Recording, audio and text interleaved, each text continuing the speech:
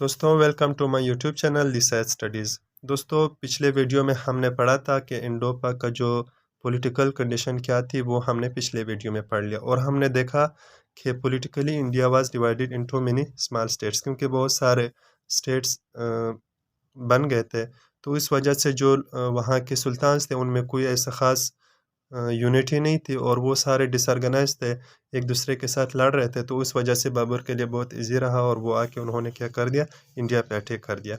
अब हम देखेंगे आज के जो इंडो पाक का सोशल एंड कल्चरल कंडीशन था वो क्या था। जब बाबर इन्वेड कर रहा था इंडिया पे, बरसगीर पे, यानी जब लोधी डायनेस्टी वहाँ पे थी और वहाँ का जो सुल्तान था वो इब्राहिम लोधी था, ठीक है। तो तब इंडिया की जो सोशल एंड कल्चरल कंडीशन था वो क्या थी, तो वो आज हम इस वीडियो में कवर करेंगे। Culturally she was becoming one. अब कल्चरली अगर देखा जाए तो वहाँ की जो कंडीशन थी वो थोड़ा बहुत बेहतर थी और वो एक दूसरे के साथ मिल के काम कर रहे थे और ये लोग यूनाइटेड थे। The Bhakti moment has united the Hindus and Muslims.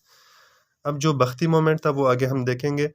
बख्ती moment की वजह से जो हिंदूज एंड मुस्लिम्स थे वो आपस में यूनाइटेड हो गए थे, यानी एक न्यू इंडो पाक सोसाइटी बन गई। क्या बन गई? एक new Indo Pak society establish हो गई, ठीक है।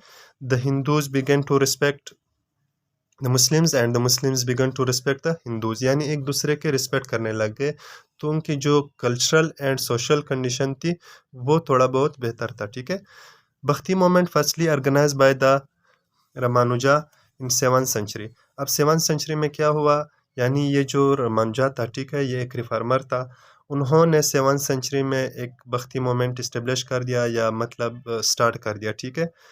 In South India from the Kerala and Tamil Nadu. अब ये जो बख्ती मोमेंट है, ठीक है, ये कहाँ से स्टार्ट होता है? ये 7th सेंचुरी में स्टार्ट होता है। कौन इसको सबसे पहले इस्टेब्लिश कर देता है? रामानुजा कर देता है। कहाँ से? साउथ इंडिया में, जो केरला है वहाँ से लेकर और तमिलनाडु तक, ठीक है।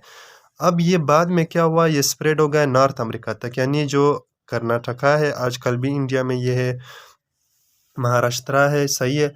ये जो मोमेंट थी, ये बख्ती मोमेंट, ये 7th सेंचुरी में ये बिगन हुआ और कब तक चल रहा था? तकरीबन 15th सेंचुरी तक, और पूरे इंडिया में तकरीबन यानी साउथ से लेकर नॉर्थ तक ये स्प्रेड हो गया, ठीक है। Bhakti moment was a literature architecture and religious moment. ये जो बख्ती मोमेंट था, यानी ये एक लिटरेचर अदबी मोमेंट था और आर्किटेक्चर एंड रिलीजियस मोमेंट था। अब ये ऐसा मोमेंट था, ये यानी अदब पे भी काम कर रहा था, लिटरेचर पे भी काम कर रहा था, आर्किटेक्चर पे भी काम कर रहा था और रिलीजियस पे भी कर रहा था। अब इसका जो मेन रिजल्ट था वो क्या निकला, ये सबसे इम्पोर्टेंट है, ठीक है। जो बख्ती मोमेंट का जो सबसे इम्पोर्टेंट रिजल्ट था वो क्या निकला? Therefore, the important result of the Bhakti movement was the growth of the vernacular literature. अब बख्ती मोमेंट की वजह से क्या हुआ? बख्ती मोमेंट की वजह से ये हुआ कि जो इंडिया थी वहाँ उस वक्त की, ठीक है, जब बरसगीर था, तो वहाँ पे वर्निकुलर लिटरेचर क्या आया, वजूद में आया, ठीक है। वर्निकुलर लिटरेचर का मतलब ये है कि जो मुस्लिम की जो अदब है, जो लिटरेचर है, या पर्शियन का, जो पर्शियन थी तब, ठीक है, और जो हिंदूज़ का है, यानी जो वहाँ पे जितना भी सारे बुक्स होती हुआ करते थे, उनके अदब हुआ करते थे और वहाँ की जो शायरी थी, ठीक है, तो वो आपस में क्या हो गए, जो हिंदू की लिटरेचर था वो ट्रांसलेट हुआ मुस्लिम्स के उर्दू में, और जो मुस्लिम्स की लिटरेचर था वो किस चीज़ में ट्रांसलेट हुआ? हिंदी में ट्रांसलेट हुआ, पर्शियन में ट्रांसलेट हुआ। यानी उनकी जो बरसगीर का जो लिटरेचर था, ठीक है, चाहे हिंदू का था, पर्शियन का था, मुस्लिम्स थे, जो भी वहाँ पे थे, उनकी जो लिटरेचर थी वो आपस में क्या हो गए, एक दूसरे के ज़ुबानों में, लैंग्वेज में ट्रांसलेट हो गया, ठीक है। तो उस वजह, और उसको क्या बोलता है? Vernacular literature. तो बख्ती मोमेंट की वजह से क्या हुआ कि जो उसका सबसे ज़्यादा इफ़ेक्ट था वहाँ पे इंडिया में उस वक्त का, तो वो क्या हुआ, वर्निकुलर लिटरेचर में जन्म लिया, ठीक है। अब प्रिंसिपल्स ऑफ बख्ती मोमेंट। अब बख्ती मोमेंट के प्रिंसिपल्स क्या थे? बख्ती मोमेंट के प्रिंसिपल्स ये थे, द गॉड इज़ वन। अब सबसे पहले द गॉड इज़ वन है, ठीक है। अब वहाँ का जो बख्ती मोमेंट से पहले यानी जो लोग थे वो एक खुदा पे मतलब यकीन नहीं रखते थे। बहुत सारे मज़हब थे वहाँ पे, बहुत सारे लोग आपस में लड़ रहे थे रिलीजन की वज़ह से। तो बख्ती मोमेंट ने ऐसा किया, वो कहता था इसने ये कैम्पेन किया, उसने ये बात चलाई कि मतलब जो गॉड है वो एक है, ठीक है? ये उनकी रिलीजियस एक काम है। All men are equal. अब सोशली अगर हम देखा जाए तो वहाँ पे जो जो लोग थे वो एक कोई सुल्तान हुआ करता था और जो गरीबों का कोई ख़ास लिहाज़ नहीं करता था, ठीक है? कोई उनके के साथ इक्वलिटी नहीं हो रही थी। तो जो बख्ती मोमेंट था उसने ये कैम्पेन चलाई कि all the mens are equal, यानी ये इसके ऑब्जेक्टिव्स है, ठीक है? Give up the caste practices. कोई मुग़ल हुआ करता था, कोई मराठा था, कोई राजपूत था, तो उसके अंदर भी फिर मुस्लिम्स और हिंदूज़ की अगर बात की जाए, ठीक है? तो ये जो कास्ट सिस्टम था रिलीजियस बेस पे थे, ये सारी चीज़ें उन्होंने क्या कर दिया, बख्ती मोमेंट ने ख़त्म कर दिया। Devotion is more important then rituals की बात करें। अब वो कहते हैं कि जो हमारा अकीदा है, अब देखो वहाँ पे कोई अकीदा नहीं हुआ करता था, ना रिलीजियस की, ना ही कोई कास्ट की, वो सब कहते थे हम हर कास्ट अपने लिए काम कर रहा था, ठीक है? तो वो कहते हैं कि जो हमारा अकीदा है, हम एक अकीदा बनाएँगे, डिवोशन का मतलब क्या है? अकीदा, ठीक है? वो कहते हैं कि जो अकीदा है वो ज़्यादा इम्पोर्टेंट होता है हमारे रस्म और रिवाज से, ठीक है? तो वो बाद में ये करने लग गए, ये बख्ती मोमेंट की वजह से हुआ। ये बख्ती मोमेंट के हमने क्या पढ़ा, प्रिंसिपल्स पढ़े। अब बख्ती मोमेंट का इफ़ेक्ट्स क्या थे, ठीक है? इंडिया पे उस वक़्त मतलब बख्ती मोमेंट का क्या इफ़ेक्ट्स रहा, क्या उन्होंने इसने काम किया। Introduce charity.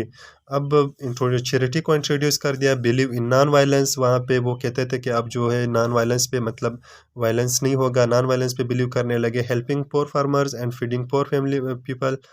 अब इस तरह हुआ कि जो फार्मर्स थे, पुअर हुए थे, उनकी हेल्प करने लग गए और वहाँ की एग्रीकल्चर सही हो गए उसकी वजह से। अब फीडिंग पुअर पीपल, जो गरीब लोग थे उनके लिए स्ट्रीट किचन्स बनाए, वहाँ पे लोगों को खाना दिया जाता था।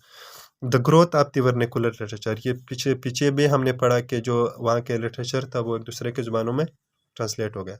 अब दूसरा हम पढ़ेंगे उसकी जो इकोनॉमिक कंडीशन थी, वैसा ये थर्ड पे बन रहा है, ठीक है? क्योंकि पिछले वीडियो में हमने पढ़ा था कि उसका पॉलिटिकल कंडीशन एक सबसे वो एक बन रहा था, वन बन रहा था, जो दूसरा है वो इसके सोशल है, तीसरा क्या बनेगा? अभी इसका ये इकोनॉमिक कंडीशन बन रहा है, ठीक है? तो आप लोग इधर तीसरा लिख सकते हो, ठीक है? तो दोस्तों जिन्होंने वो पिछली वीडियो नहीं देखी है वो इसी चैनल पे वो वीडियो पड़ी हुई है, वो लाज़मी देख ले तो आप लोगों को इसकी समझ आएगी। वरना जिन्होंने पिछला वीडियो नहीं देखा है, क्योंकि ये एक सीरीज़ है, लेक्चर सीरीज़ है, जब तो एक लेक्चर ना देखे दूसरे की समझ नहीं आती है। अब इकोनॉमिक कंडीशन क्या थी बरसगीर का? According to Babur the chief excellency of Hindustan is that it's a large country and has abundance of gold and silver। ये बाबर खुद कहता है, ठीक है? वो कहता है कि जो हिंदुस्तान था उस वक्त का, वहाँ पे बहुत सारे गोल्ड हुआ करते थे, सिल्वर था। उनकी जो इकनॉमी थी वो किस चीज़ पे बेस करती थी? गोल्ड एंड सिल्वर पे। Agriculture of Hindustan was also good. जो एग्रीकल्चर था वहाँ का वो भी बहुत अच्छा था, ठीक है? सी बॉन्ड ट्रेड, और वो ये लोग क्या करते थे जो यानी ये सारे किस चीज़ की बात हो रही है? लोधी डायनेस्टी की बात हो रही है कि जब उसका जो सुल्तान था वो इब्राहिम लोधी था। तो उस वक्त की बात कर रहे हैं कि उस वक्त इंडिया अपना इकनॉमी कैसे बनाती थी, यानी गोल्ड एंड सिल्वर के ज़रिए से, एग्रीकल्चर के ज़रिए से, और ये लोग समंदर पे ट्रेड करते थे। अब इंडिया ट्रेड विद मलाया, यानी अब कल जो मलेशिया है, इंडोनेशिया एंड चाइना। अब ये लोग क्या करते थे, जो समंदर पे ट्रेड करते थे मलेशिया मलाया के साथ, इंडोनेशिया के साथ एंड चाइना के साथ। और इसी तरह ये ज़मीन पे भी मतलब अपने जो ट्रेड थे वो कर रहे थे। India trade with the central Asia के साथ वो काम कर रहे थे, जैसे कि कजाकिस्तान, ताजिकिस्तान वगैरह, ठीक है? अब इसी तरह ईरान के साथ ट्रेड कर रहे थे ज़मीन के ज़रिए, अफ़गानिस्तान के साथ कर रहे थे, भूटान के साथ कर, क्योंकि इन लोगों ये जो ममालिक है ना, इनकी कोई ऐसा समंदर वगैरह नहीं है, ये लैंड लॉक कंट्रीज़ है।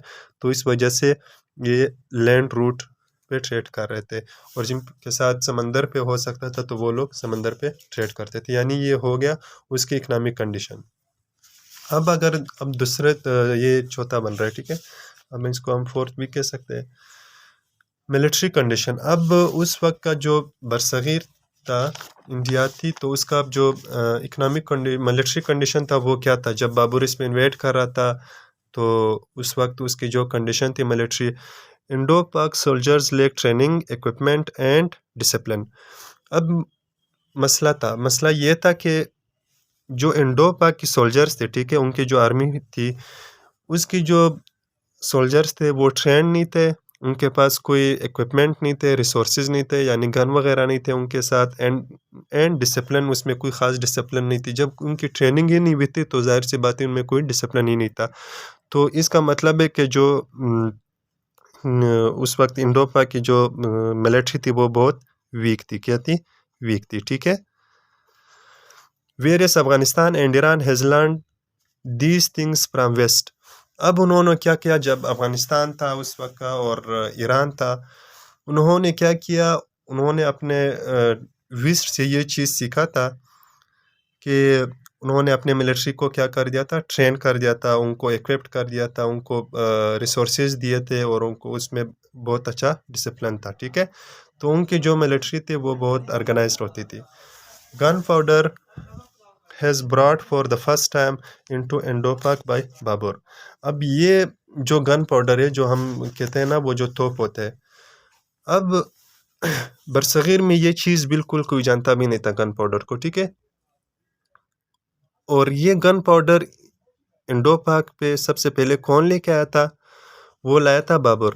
जब बाबर इन्वेड करा था तो उसके साथ बहुत सारे तोप थे, ठीक है। उसकी जो मिलिट्री थी वो बहुत ऑर्गेनाइज थी, क्योंकि वो क्या था, वो एक तुर्क था, वो तुर्क से आया हुआ था, ठीक है। और अफ़गान क्या नाम है, मंगोलियन था। तो वो वहाँ से ये चीज़ सारे सीख के आया था और इसके पास गन पाउडर थे, तो इसी वजह से उसने वो जब अटैक किया उन्होंने बरसगीर पे, उसने जो इब्राहिम लोदी था उसको बहुत आसानी से डिफीट कर दिया और बरसगीर पे अपना एक मुग़ल एम्पायर कायम कर दिया, ठीक है। तो जो गन पाउडर है वो सबसे पहले कौन लेके आया था? वो बाबर लेके आया था इंडो पाक पे। अब इसका कंक्लूजन क्या निकलता है दोस्तों? कंक्लूजन ये है कि Bhakti movement has united the social and cultural condition of Indo Pak. अब सबसे पहले उन्होंने क्या कर दिया? यूनाइटेड कर दिया। यहाँ पे पीपल लिखते, ठीक है।